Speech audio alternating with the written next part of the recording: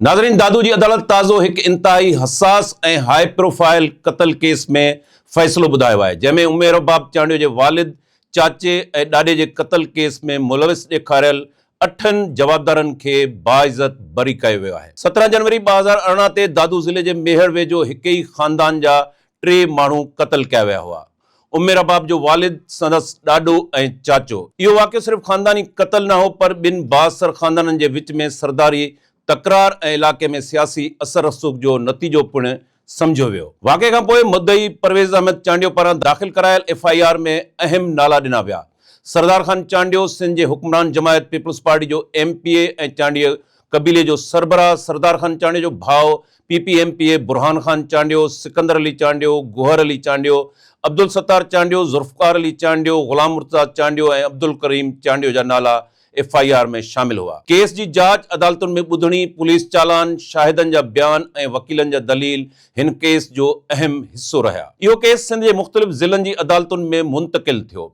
नौशर फिरोज़, सखर, मीरपुर मथिले खां पोइ आख़िरकार मेहर जी अदालत में ट्रायल मुकमल थियण बाद फ़ैसिलो महफ़ूज़ कयो वियो। दादू जे एडिशनल सेशन जज हसन अली कलवड़ हिन हाई प्रोफाइल केस जो फ़ैसिलो ॿुधायो। अदालती फ़ैसिले मूजिब केस में शामिल समूरनि जवाबदारनि PPMPA सरदार ख़ान चांडियो, संदसि भाउ PPMPA बुरहान ख़ान चांडियो ऐं ॿियनि जवाबदारनि खे कमज़ोर शाहिदनि जी बुनियाद ते शक जो फ़ाइदो ॾींदे बाइज़त नमूने बरी करण जो हुकुम ॾिनो वियो। अदालती फ़ैसिले में इहो ॼाणायो वियो आहे त जवाबदारनि ख़िलाफ़ समूरियूं क़ानूनी शाहिदियूं तज़ादनि ऐं ख़ामियुनि सां भरियल हुयूं। केस में अणधुरियूं शाहिदियूं कामयाब रहियूं, जंहिंखां पोइ समूरनि जवाबदारनि खे शक जो फ़ाइदो ॾेई केस मां बरी करे आज़ादु करण जो हुकुम ॾिनो वियो आहे। अदालत जो चवणु आहे त कातिलनि जो इरादो सॼो ख़ानदान ख़तमु करणु हो, पर अहम शाहिदी ॾींदड़नि खे छो ज़िंदा छॾियो वियो, इहो मंतकी न आहे। अदालती फ़ैसिले खां पोइ उमेर बाब चांडियो चयो त 3 माण्हुनि जे क़त्ल में कंहिं बि जवाबदार खे सज़ा न थियण ते ताजुब थियो आहे। हिन अदालती फ़ैसिले खे सिंध हाई कोर्ट में चैलेंज कंदे अपील दाख़िल करण जो ऐलान कयो आहे। मुद्दई जे वकील सलाहुद्दीन पंवर चयो त 3 अखियुनि ॾिठा शाहिद मौजूदु हुआ।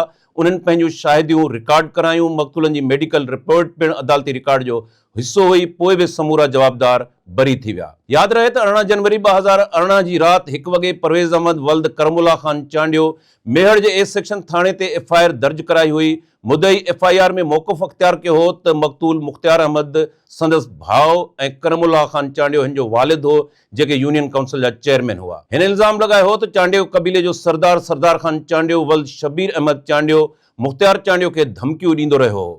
मुख़्तियार अहमद चांडियो पाण तुमनदार हो ऐं हिन ॿियनि तुमनदारनि सां गॾु तुमनदार काउंसिल ठाही हुई। FIR में दावा कई वई हुई त सरदार ख़ान चांडियो खे ख़दशो हो त मुख़्तियार अहमद चांडियो संदन सरदारी ख़िलाफ़ बग़ावत पखेड़े रहियो आहे। हुनजी ख़्वाहिश हुई त तुमनदार काउंसिल खे ख़तमु कयो वञे, न त संदन ख़ानदान खे शदीद नुक़सान पहुचायो वेंदो। क़त्ल जे हिन वाक़िए जी FIR 17 जनवरी 2018 जी सुबुह मुद्दई परवेज़ अहमद चांडियो जी मुद्दत में दाख़िल कराई वई। संदसि वालिद करमुल्ला ख़ान, भाइर मुख़्तियार अहमद, काबिल हुसैन, सौट एजाज़ अहमद ऐं मंज़ूर अहमद सां गॾु उताक जे साम्हूं बीठा हुआ।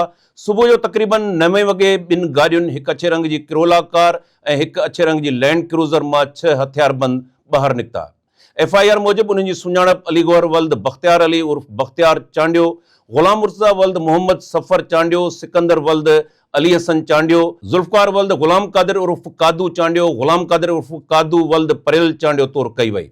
जॾहिं त हिकु जवाबदार बुरहान ख़ान वल्द शबीर अहमद चांडियो लैंड क्रूज़र में वेठो हो। FIR मूजिबि जवाबदार बुरहान ख़ान चांडियो लैंड क्रूज़र जो शीशो हेठि ऐं ॿियनि जवाबदारनि खे उकसायो त उन्हनि सरदार ख़ान जे ख़िलाफ़ बग़ावत कई आहे ऐं केतिरा ई दफ़ा मना करण बावजूदि न रुकिया आहिनि। तंहिं करे उन्हनि सां अहिड़ो सलूक कयो वञे जो ॿियनि लाइ सबक़ बणिजनि ऐं उन्हनि जो क़त्ल करे ख़तमु कयो वञे। PPMPA बुरहान ख़ान चांडियो जो चवणु हो त वाक़े वारे ॾींहुं हू टंडो मोहम्मद ख़ान ज़िले जे हाजी सोबो ख़ान ॻोठ में मौजूदु हो। खेसि नाहक सियासी ऐं ज़ाती झेड़े में फासाइण जी कोशिश कई वई।